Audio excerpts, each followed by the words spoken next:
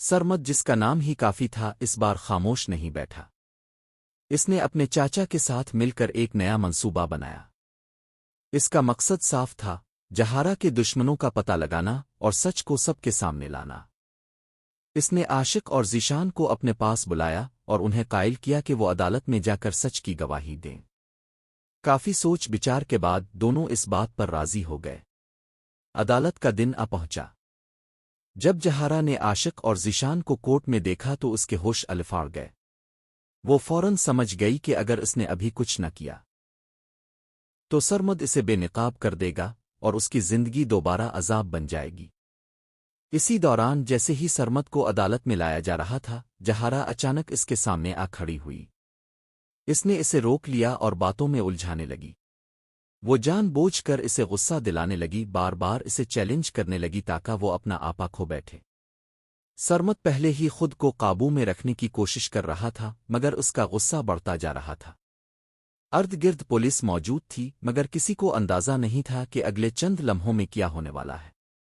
اچانک سرمد اپنا کنٹرول کھو بیٹھا۔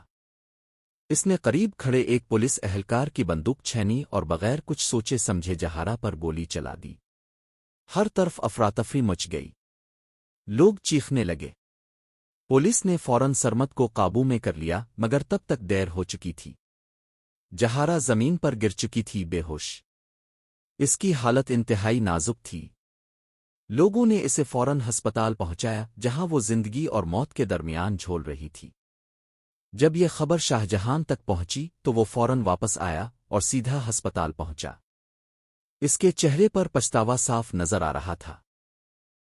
وہ جہارا کے پاس گیا، اس کا ہاتھ تھاما اور کہا، جہارا، مجھے معاف کر دو، میں نے تمہیں سمجھنے میں بہت دیر کر دی۔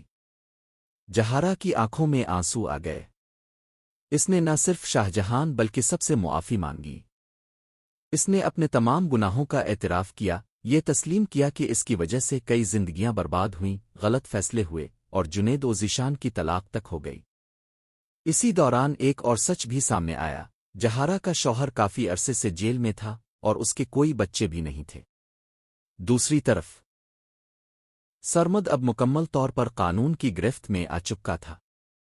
اس کے لیے بچنا ناممکن تھا کیونکہ اس نے سب کے سامنے جرم کیا تھا۔ اب کہانی ایک موڑ پر آ کھڑی ہوئی تھی۔ اگر جہارا بچ جاتی ہے تو کیا وہ نئی زندگی شروع کرے گی؟ کیا وہ سب کچھ چھوڑ کر سادگی اختیار کر لے گی؟ پھر اس کا انجام موت ہوگا؟ کیا شاہجہان کے ساتھ اس کی نئی شروعات مناسب ہوگی؟ یہ ان تمام لوگوں کے ساتھ ناانصافی ہوگی جن کی زندگیاں اس نے برباد کیں؟